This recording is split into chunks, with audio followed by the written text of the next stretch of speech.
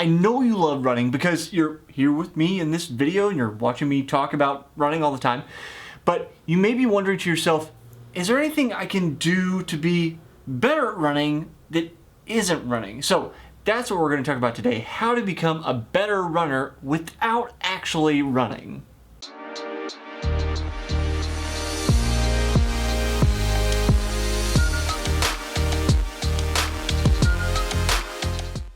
As always, if you haven't been with me here before, I'm Jesse Funk. This is a show I call Runner's High, where we talk about everything running, or in today's case, we're going to talk about everything not running, the things that you can do that help you be a better runner. Now, you may be thinking, but I've heard that the best thing to do to make me a better runner is to run more.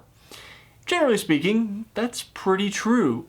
However, we all have our particular limits, and often we can run into these limits in terms of mileage, where we start to run into injuries or we start breaking down because of overuse. So, in that case where we're not able to tolerate more mileage, sometimes that's a point where you have to say, is there something I can do to get that kind of extra work in and become better at running? This happened to me in college when we were running 60-ish miles a week, 50, 60 miles a week, and I simply couldn't tolerate that for too long. So I actually added in a bike day, which is not just like sit on the bike and spin and don't do anything. It was actually hard work. And then I also swam twice a week, 2,000 to 3,000 meters at a time. So what I was effectively getting done there was a lot of aerobic work, which is what I was replacing with the runs. When I on a bike, I'd actually get off the bike and go run as well. So I would still be getting in some run. But you're getting a lot of aerobic work, and that's what a lot of these activities will do, is replace some of that kind of recovery time and aerobic work that where if you did that running, you may run into overuse injuries. So that first activity you can do that I believe gets you better at running without actually running, as mentioned, is swimming. Now, so when you take a runner and you put them in a pool and you tell them to swim, it's kind of like a fish out of water. And I use that metaphor purposefully because I'm hilarious. Don't you think so? No, because I couldn't think of anything better. But it's really a matter of time and effort to learn good technique and to actually begin maybe enjoying swimming if you don't know how to swim. Obviously, there's some motivation involved. And you remember that, okay, maybe I don't like swimming, or maybe I don't like swimming now, but I want to be better at running and I can't tolerate quite as much mileage, so I'm going to do this. Okay, and you have access to a pool. So if you can get an instructor, or you can get a friend that knows how to swim to teach you the basics, teach you how to put your face in the water and breathe, get all of those things down so you can actually swim some laps, then it's going to make the whole experience a little bit more enjoyable. I know when I began swimming in college, or really kind of learning how to do the crawl, freestyle, if you want to call it that, I couldn't make it 25 meters down the pool. And then, went on to try to earn a professional license in triathlon. So with enough determination, you can get it done. I promise you can. And having somebody help is always going to be help there. But suppose you have a pool, but you're saying to me, Jesse, I really just don't want to swim. Well, you can still use it. Aqua jogging. If you've seen these things at the pool, there's these like belts that attach to your back. I don't have one with me, unfortunately, but you'll often see them like with all the equipment that the aqua aerobics classes will use. That's another option if you want to join them. But aqua jogging is actually really good for injury rehabilitation too, because you're using the same kind of motion you would running, so you're activating a lot of the same muscles and the same firing patterns. However, you don't have the impact from running, and you can actually get a lot of the aerobic work in, and again, those muscle firing patterns you're going to use for running and in the pool by aqua jogging. So those are probably my top two picks. Swimming, because of the aerobic activity, and because you're not using your legs very much. Kind of give your legs a break, but also get that blood flow through. We've talked about that before, how blood flow is good for recovery. And then aqua jogging, if you are injured or potentially have a high risk of injury, it's another good way to use those same firing patterns for running in the pool, avoid that injury, and still get in good aerobic work.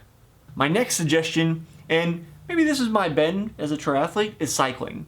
Now, cycling comes with a caveat because it in particular is not going to make you a better runner. And in some ways, cycling actually could make you a worse runner. So why do I recommend it? Why am I suggesting it? Well, first let's cover the why might it make you a worse runner. And that has to do with the muscle activation and the kind of muscles that you're working on when you're cycling.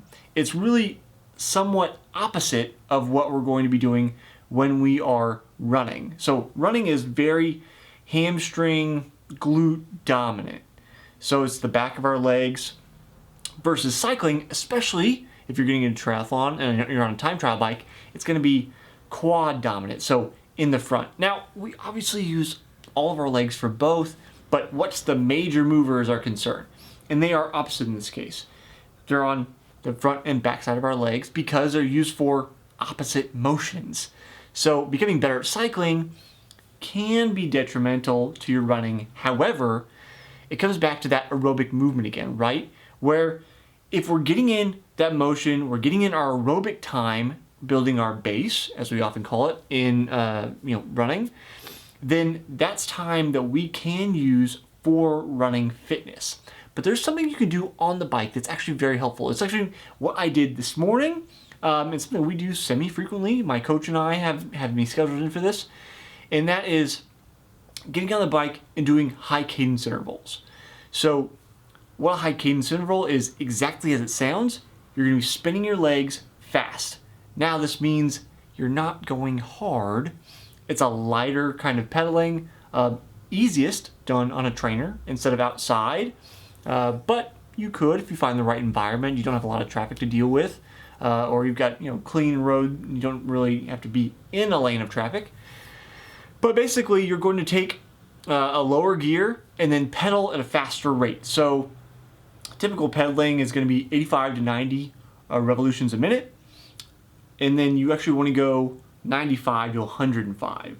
The reason is that, again, remember I mentioned earlier, using that firing pattern with your legs in the pool with the aqua jogging, it's kind of a similar idea here. You want a fast turnover to run. And sometimes we have a hard time running faster with a faster turnover without also pushing harder. This way we can kind of simulate this faster turnover, get our muscles used to firing at a faster rate, and then that translates over to the run where we can now turn over faster running and then run faster. Because running, if you don't remember, is a function of power, how hard we're pushing off, and how fast we're doing those push-offs.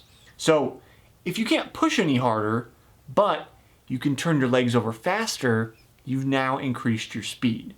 My last suggestion is outside of the realm of my expertise in terms of really doing a deep dive on teaching it, but there are great resources for this, specifically for runners like Jason Fitzgerald, who is the author of Strength Running. He's been on my podcast, the Smart Athlete Podcast, that comes out on Fridays, also here on this channel. So subscribe wherever that button is. I think it's over here. But strength training, it's going to be a key differentiator if you are doing it and your competitor is not. Why? Why is it a key differentiator? Well, for me in particular, my limiter is power. So I can run all day, but maybe I'm not very good at sprinting, which means that my top end power is not very good.